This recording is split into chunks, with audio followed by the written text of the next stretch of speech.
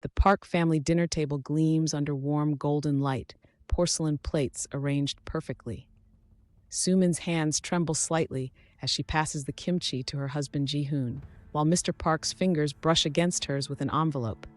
Their smiles never reach their eyes, frozen like the framed family photos on the wall.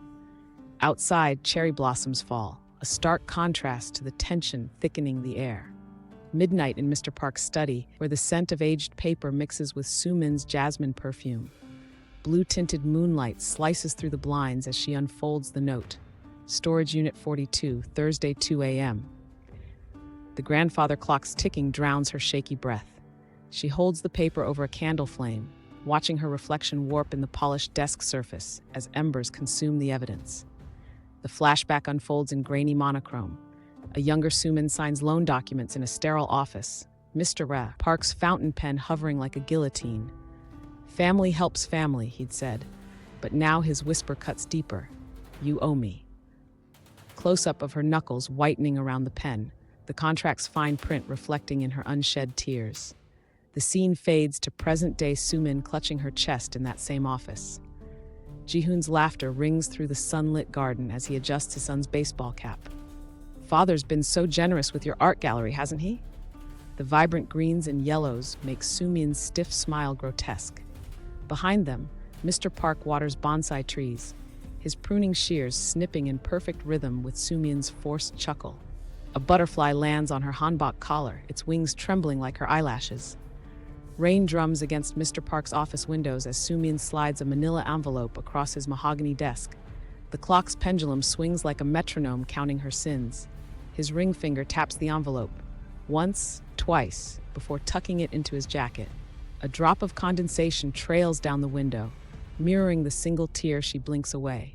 The camera lingers on Ji-hoon's childhood photo watching from the desk. Sumin's reflection fractures in the hallway mirror as she stumbles from the ancestral memorial ceremony.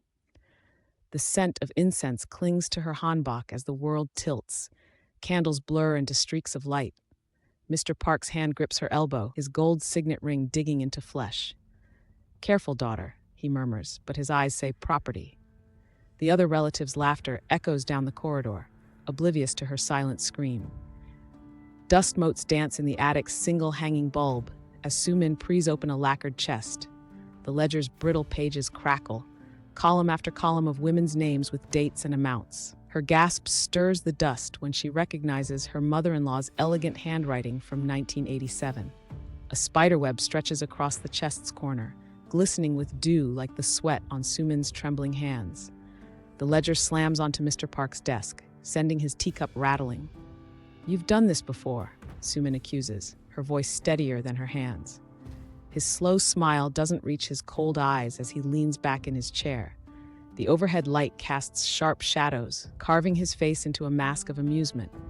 And you'll be the last, he lies smoothly, fingers steepled like a judge pronouncing sentence. Flames devour the ledger's pages in the stone fireplace, orange light licking Sumin's tear-streaked face. Mr. Park's silhouette looms in the doorway, his shadow stretching across the floorboards like an ink stain. The fire pops, a sound like bones breaking. Close-up of a single surviving page curling to ash, the words "for my daughter" visible for one heartbeat before disappearing forever. Golden light filters through the same dining room windows as scene one. Sumin's manicured hand slides an envelope to a wide-eyed maid clearing the dishes. The camera tilts up to reveal Ji-hoon frozen in the hallway, his face half in shadow. A cherry blossom petal drifts onto the envelope, an echo of the past. Sumin meets his gaze without flinching, her smile now a perfect replica of Mr. Park's.